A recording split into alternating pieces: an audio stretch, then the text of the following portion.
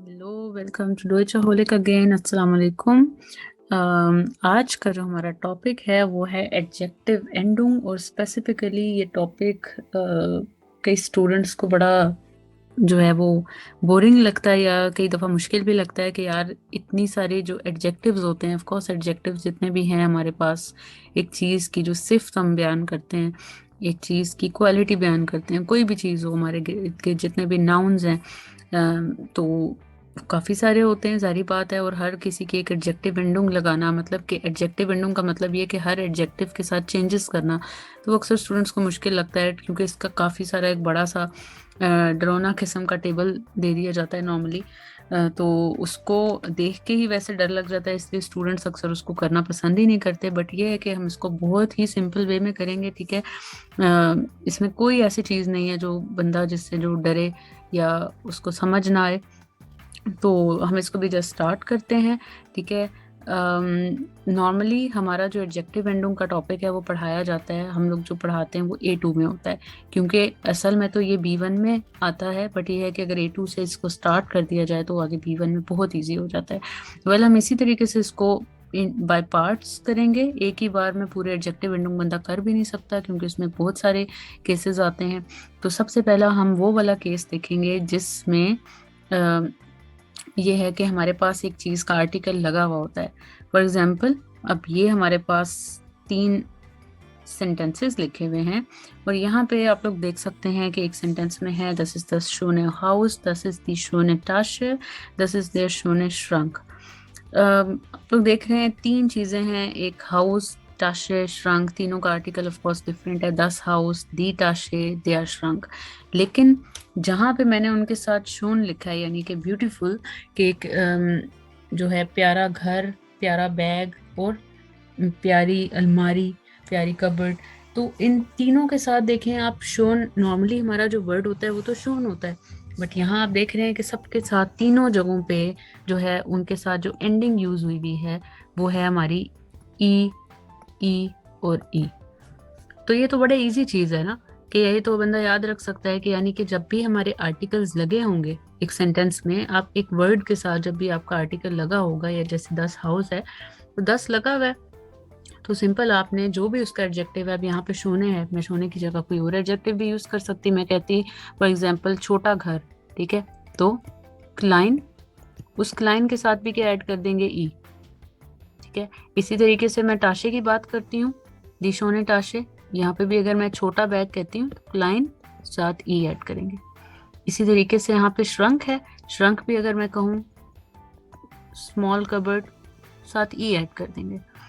तो सिंपल ये है कि आपका जो भी एडजेक्टिव होगा, ब्यूटीफुल, छोटा, बड़ा, काला, पीला, नीला, जो भी आप एडजेक्टिव यूज करते हैं, जो भी एक सिफ्त होती है किसी भी चीज की, तो जब भी आर्टिकल लगा होगा, यानी कि दस, दी और दया, जो डेफिनेट आर्टिकल हैं आपके, तो उस केस में आपने सिंपल उस एडजेक्टिव के साथ क्या ऐड करना है, ई।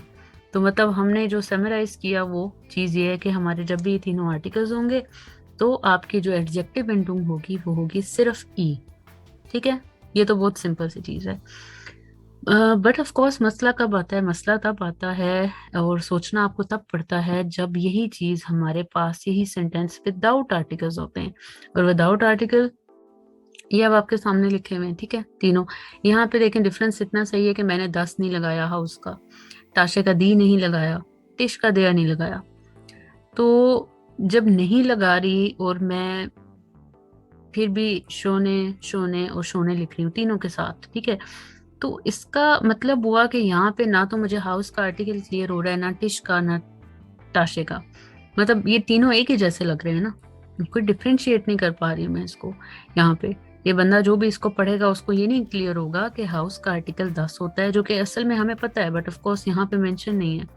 वो ताशे का आर्टिकल दी है और टिश का दिया है, तो ये समझ नहीं आ रहा ना सेंटेंस को देख के।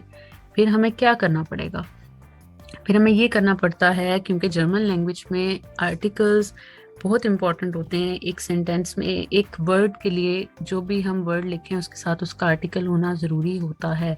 और अगर वो आर्टिकल नहीं मेंशन तो फिर हम क्या करेंगे, फिर हम ये करते हैं कि अब जैसे अब हमारे पास हाउस का आर्टिकल जो है वो हमें पता है सबको 10 होता है, ठीक है। अब हम इसी 10 की जो एंडिंग है, इस 10 को अपने एडजेक्टिव के अंदर ऐसे ऐड करते हैं इस तरीके से।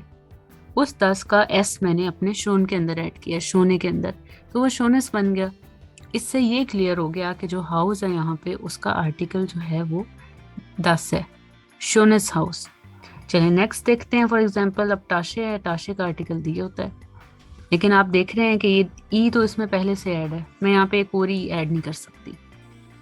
ठीक है, अब इसी तरीके से अगर आप दिया आर्टिकल हमारे पास है टिश का, तो अगर मैं इसको यहाँ पे ऐड करूँ अपने एडजेक्टिव के अंदर, तो इसका मतलब हुआ मैं यहाँ पे आर ऐड करूंगी। ठीक है, ये बन गया शोना, शोना टिश, दिस इज शोना टिश। अब देखें हमें ये क्लियर हो रहा है अब इन सेंटेंसेस में एस को और आर को ऐड करके कि हाउस का आर्टिकल 10 है, शोनस हाउस, टाशे का आर्टिकल दी है, शोने ही रहा। ठीक है, और टिश का आर्टिकल दिया है, उसको हमने शोना कर दिया। अब क्लियर हो गया आर्टिकल, मतलब विदाउट आर्टिकल्स भी मैं एक सेंटेंस ऑफ कोर्स लिख सकती हूँ, एक वर्ड में लिख सकती हूँ, बट उस केस में मुझे क्या करना पड़ेगा, अपने एडजेक्टिव की एंडिंग को चेंज करना पड़ेगा। ठीक है, तो वही हमने यहाँ पे किया। ठीक है, ये तो अब देखें हो गया विदाउट आर्टिकल्स। इसी तरीके से अब हमारे पास एक केस वो भी तो आता है ना जिसमें हम इनडेफिनेट आर्टिकल्स यूज करते हैं। इनडेफिनेट आर्टिकल्स कौन से होते हैं आपके, वो आपको पता है कि हमारे पास 3 चीजें होती हैं। ऑफ कोर्स हमारे पास 3 आर्टिकल्स हैं, एक होते हैं हमारे, एक होता है दी, ठीक है, एक आपका होता है 10 और एक होता है आपका दिया। ये 3 आर्टिकल्स हैं। दी के लिए होता है हमारे पास आईने, इनडेफिनेट आर्टिकल। ठीक है, 10 के लिए होता है आइन, और दे के लिए क्या होता है, ये भी आइन। ठीक है, अब दी का तो आईने है, लेकिन 10 और दे दोनों के लिए आइन आइन है। तो लेट्स सी अब ये अगर सेंटेंस में आते हैं तो फिर हम क्या करेंगे।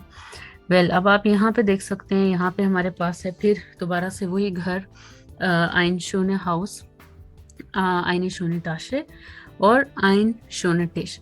अब देखें पहले तो अगर आप देखें सबसे पहले तो आइने शोने टाशे जहाँ पे लिखा हुआ है तो इसमें तो कोई इशू नहीं है, क्योंकि ये इधर आईने है, ये शोने टाशे लिखा हुआ है। दी के केस में इतनी कंफ्यूजन नहीं होती, वो पहले से ही आईने लिखा हुआ है, वो पहले ही डिफ्रेंशिएट हो रहा है बाकी दोनों से, क्योंकि बाकी दोनों आप देखें तो ये भी आइन है, ठीक है, और ये भी आइन है। ठीक है, बट ये पहले से आईने हैं तो इसमें हमें कोई डिफ्रेंशिएट करने की जरूरत ही नहीं है, हमें कुछ चेंजेस करने की जरूरत ही नहीं है। हमें क्लियर हो रहा है, क्योंकि जब आईने लिखा हुआ है तो उसका मतलब है टाशे का आर्टिकल यहाँ पे क्लियर है कि दी है। बट मसला आता है यहाँ पे इन दोनों के केस में, जब यहाँ भी आइन लिखा है यहाँ भी आइन लिखा है, तो हमें कैसे पता चलेगा कि हाउस का आर्टिकल जो है वो 10 है, ठीक है, और जो टिश है उसका आर्टिकल जो है वो दिया है। क्लियर नहीं हो रहा ना, जैसे ऊपर सेम वही केस था, जब हमने आर्टिकल्स नहीं लगाए थे तब भी क्लियर नहीं हो रहा था। तो फिर उस केस में भी हमने क्या किया था, अपने इसी आर्टिकल को उठा के हमने अपने एडजेक्टिव में ऐड किया था। तो सेम हम वही काम यहाँ भी करेंगे। अब इसी आर्टिकल को उठा के आप अपने एडजेक्टिव में ऐड करेंगे, सेम काम। अब क्लियर हो गया ना। देखें अब दोनों सेंटेंसेस में, ऊपर वाले सेंटेंस में आइन लिखा है, नीचे वाले सेंटेंस में भी आइन लिखा है, तो मुझे फिर कुछ ना कुछ तो करना था जिससे मेरा आर्टिकल सेंटेंस का क्लियर हो, मतलब हाउस का और टिश का। अब हाउस का आर्टिकल देखें ऊपर क्लियर है, आइन शोनेस हाउस, और नीचे आइन शोना टिश। तो मुझे मतलब आर्टिकल्स दोनों के इंडेफिनेट आर्टिकल्स सेम होने के बावजूद भी मुझे ये क्लियर हो रहा है अपनी एडजेक्टिव की एंडिंग चेंज करने से कि मेरी चीज़ का आर्टिकल है क्या, हाउस और टिश में क्या डिफरेंस है। तो एडजेक्टिव एंडिंग यही होता है, सिंपल। ठीक है, लेकिन ऑफ कोर्स अभी हमने सारे केसेस डिस्कस नहीं किए, ये सिंपल अभी 3 केसेस थे। एक आप लोगों ने सबसे पहले केस कौन सा देखा है, जो भी हमने ऊपर मेंशन किया था, यानी कि जब आपके डेफिनेट आर्टिकल लगे होते हैं, यानी कि जो दी, दिया और 10। ठीक है, इस केस में एडजेक्टिव एंडिंग आपने याद रखनी है आपकी सिंपल ई होती है। ठीक है, जो हमने सबसे पहले की थी। इसके बाद हमने वो केस किया है जब हमने कहा विदाउट आर्टिकल्स। ठीक है, ओने आर्टिकल जो केस हमने किया है वो आपने चेंजेस क्या करनी है, अकॉर्डिंग टू योर आर्टिकल, यानी कि जो चीज़ आपकी है उसके अकॉर्डिंग। उसमें हमने यही किया है कि हमने एक में एस ऐड किया, एक में हमने सिंपल आर ऐड किया था, और एक में ई रहने दिया था। ठीक है, और फिर आपके आते हैं इनडेफिनेट आर्टिकल्स। ठीक है, जो भी हमने लास्ट केस किया इनडेफिनेट आर्टिकल्स के केस में, आपने जो एंडिंग की है उसमें भी आपने एस लगाया है, ठीक है। ऑफ कोर्स ई एस भी आप उसको कह सकते हैं, वो अब आपकी मर्जी है। और आर ऐड हमने किया है, और ई हमारा पहले से वहां पे था। तो बात यही है कि आपने एंडिंग चेंज करनी है अकॉर्डिंग टू योर आर्टिकल। अगर आर्टिकल पहले से नहीं लगा, अगर तो लगा हुआ है तो फिर तो हमने क्या किया था, सिंपल ई। तो आज हमने सिंपल इन 3 केसेस को डिस्कस किया है। इंशाल्लाह अभी अगले केसेस भी आएंगे, गेनेटिव के भी और डाटिव के भी। उनको इसमें इसलिए नहीं अभी डिस्कस किया क्योंकि वो फिर थोड़ा सा मिक्सअप हो जाता है। वो हैं बहुत इजी, इससे भी ज़्यादा इजी है। बट फर्स्ट ऑफ ऑल अगर ये क्लियर समझ आ जाए तो इजीली ये वो वाला लेवल है कि A2 में अगर आपके सामने कोई भी एडजेक्टिव एंडिंग आता है तो आपको कोई इशू नहीं होगा, अगर आपको ये 3 रूल्स आते होंगे, ठीक है। तो होपफुली सबको क्लियर हो गया होगा, बट कोई चीज़ क्लियर ना हो तो आप पूछ सकते हैं, कमेंट कर सकते हैं। टिल नेक्स्ट टाइम, तब तक के लिए सबको अल्लाह हाफिज़।